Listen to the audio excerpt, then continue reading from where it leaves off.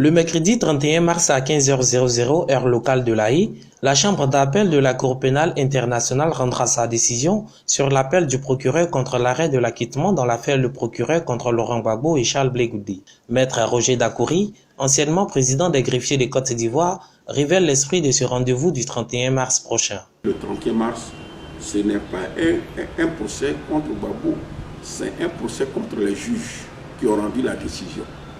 Je crois que tout le monde me comprend.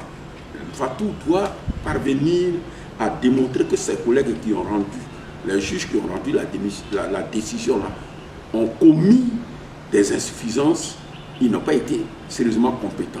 Donc on ne va pas le 31 mars pour juger Gbagbo en réalité, en droit. On va juger Fatou a fait appel contre ses collègues qui ont rendu la décision. Et nous tous, nous avons lu cette décision-là. Nous voyons qu'elle est juridiquement impeccable.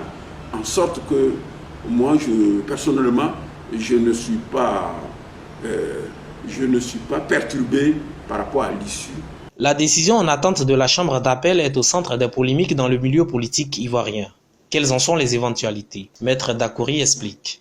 Par principe, on entend soit une décision de rejet de l'appel de Madame le procureur, ou bien que si cette Chambre estime que cet appel est fondé à l'annulation de la décision. Si la décision est annulée, ça veut dire que le procès va être repris.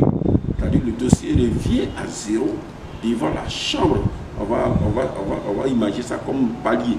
C'est le premier palier qui a prononcé l'acquittement. Et c'est monté, l'appel fait monter son deuxième palier.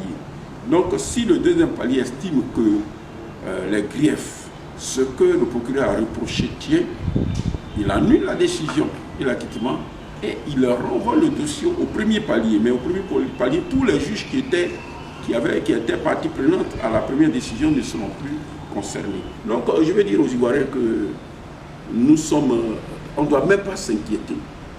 Fatou s'attaque à ces juges-là qui ont rendu la décision. Parce que techniquement, elle peut. On a vu qu'elle ne peut pas. Elle n'a pas pu des années, c'est-à-dire aidée par le pouvoir. Toutes les preuves ont été mises à disposition. Ce n'est pas possible.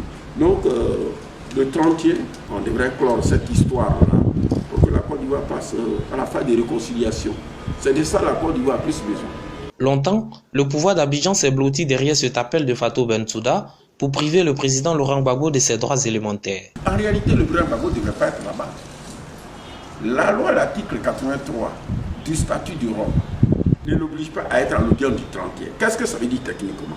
Si l'article 83 dit que la décision peut être rendue en sa présence ou en son absence, cela veut dire que qu'il soit là, qu'il soit à La Haye ce jour, ou bien qu'il ne soit pas à La Haye, la décision peut être rendue. Ça veut dire que le président Laurent Gbagbo pouvait se retrouver ici à Abidjan, pouvait, s'il voulait partir à l'audience ou pas. Donc au niveau de la loi portant ces pays, il n'est pas obligé de partir à cette audience-là. Cela veut dire qu'il est définitivement libre. Le 31 mars est une date importante dans l'affaire Le Procureur contre le président Laurent Gbagbo et Charles Blé Goudé. Au regard de la décision de la Chambre de première instance, nous tendons résolument vers l'épilogue de cette honteuse affaire pour l'État de Côte d'Ivoire et l'Afrique tout entière.